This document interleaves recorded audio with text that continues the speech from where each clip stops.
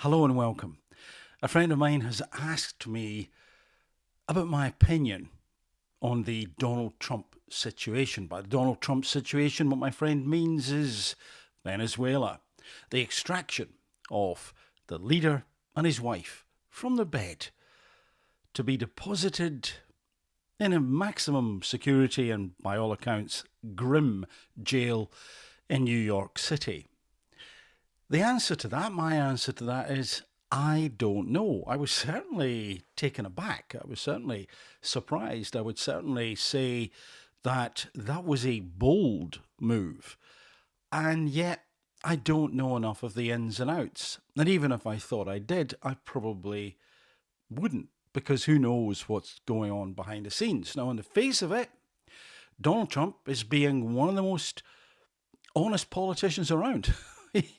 He's basically saying, well, you've got things that we want, and I think they're going to China. So, because you're not playing ball, we'll just take you out of there. You're corrupt, you're wrong, you're anti-US. And he's done it.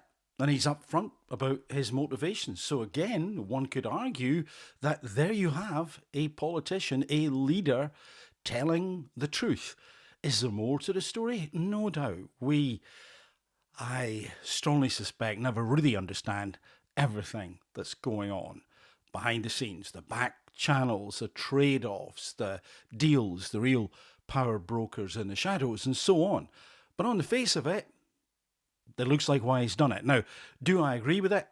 Well, no comment, because I don't know. I was taken aback. As I say, it's bold, and maybe that's the right thing, or maybe not. So I'm not being a politician, because I genuinely don't have enough information. But what I can say was, yeah, I was very surprised to read that news. However, my friend was also asking me about Greenland, and that I do have an opinion on, probably because it's a little bit, I suppose, it's well known to me, or more known to me than Venezuela and the ins and outs of that country and its relationship with other countries, including, of course, the US. So Greenland, yep, Denmark, of course, is the, how would I describe it? The protector, some people might disagree with that, of Greenland, and that relationship goes back a long, long way. But of course, Donald has said, well, yeah, I want it.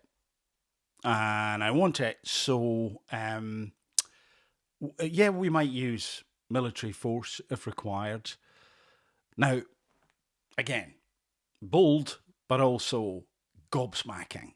What are you saying, Donald? So my opinion is, as I've said before, one of the strengths, if you want to call him that, about Donald Trump is he tends to be a bit mouthy. He tends to tell you what he's thinking, or he tweets it, or whatever. The bone of contention between me and my friend was that he would blindly think that Joe Biden this was great because it wasn't Trump. And over the years, I've been trying to get him to take a step back and look at everything a little bit less passionately, more dispassionately, to say, really, no, you hate Trump, but Biden, who's leading the country? It's not him. And who's his second in command? Kamala Harris? Word salad queen? What was that all about? What agenda was that fulfilling? She was unlikely to win, and if she did win, what would she have done? No, I can't believe that she is remotely as daft as she came across. So what is going on there? What was that all about? So I didn't like that because I didn't trust it. And it was obvious that no one was at the helm, or no one we were being told about was at the helm when Joe Biden was president. With Trump, at least, you've got a bit of a clue, because he tells you, he shouts it from the rooftops. And so, again, that's an aside, but I think it lays out probably why I'm going to reach the conclusion that I reach. So having said all that, And one could also argue, as a bit of a segue, I should add, that you've got strong leaders in China. You've got strong leaders, particularly one, in Russia. You've got other strong leaders around the world. Donald Trump is showing strength. He's showing decisiveness. He's basically saying, be careful about messing with me in this country because I'm a little bit unpredictable and I may just decide to do something that you won't like. Now, that game of bluff or dare or whatever it is, if it is that, is also potentially dangerous. But I think I can see why he's doing it. It may come naturally to him anyway, but I think it is also aligned to the current political world climate. However, Greenland, no, absolutely the wrong thing to say. But why has he said it? My suspicion is what Donald is doing is the art of the deal. He's negotiating. He's saying, look, if I can't get this country, I may well use military force. Yeah. In fact, I'm sort of on my toes now, ready to spring forward, ready to like say, yeah, go, everybody, action, scramble, do it. Let's get this place. So it has certainly given people pause for thought. It has certainly made the headlines.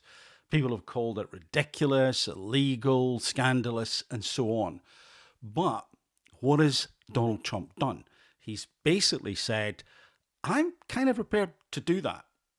You know, do you actually trust me not to do that? Have you seen that I've done things before?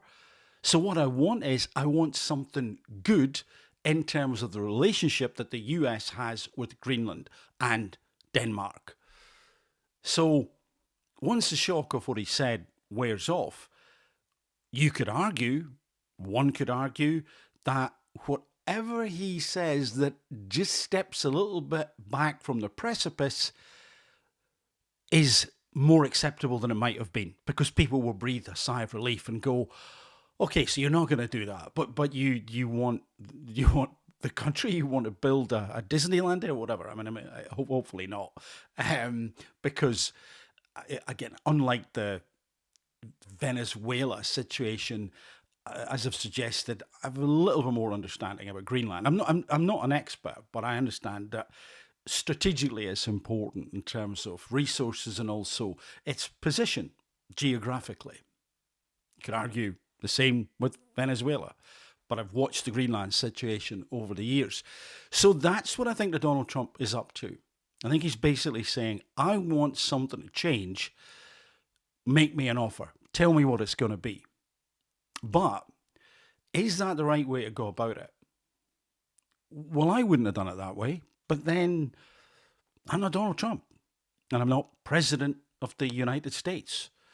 This is very, very, very interesting. I'll finish off by saying, however, that sort of language, that sort of rhetoric, even if it is a negotiation tactic, I don't agree with, because it is, and I don't agree with a military takeover, if I wasn't clear about that at all. No, absolutely not. That is wrong. And even the rhetoric about it, negotiation tactic or not, is wrong. Because what does it do? It puts the ideas out there. It essentially begins to get us into a global version of my dad's bigger than your dad. So what are you going to do about it? It gets us into a global situation of the US potentially finding it harder to take the moral high ground. Because you could say that by Donald Trump making that assertion, it's kind of weakened the US's standing in terms of the being on the higher moral ground. Put it that way around. Not that the US has been perfect. So I think I understand what Donald Trump's doing. I could be badly wrong. I think I understand why he would do that.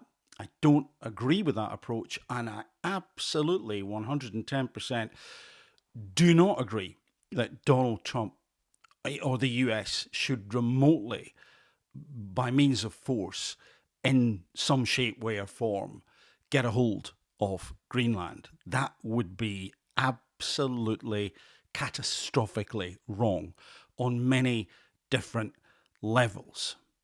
However, as I've said, On the bright side, at least you kind of know what Donald Trump is thinking. Do we know that with many other politicians? Did we know it with Biden? Absolutely not. We certainly didn't know it with Kamala Harris. Don't know about you, didn't understand a word she was saying. Interesting times. What do you think?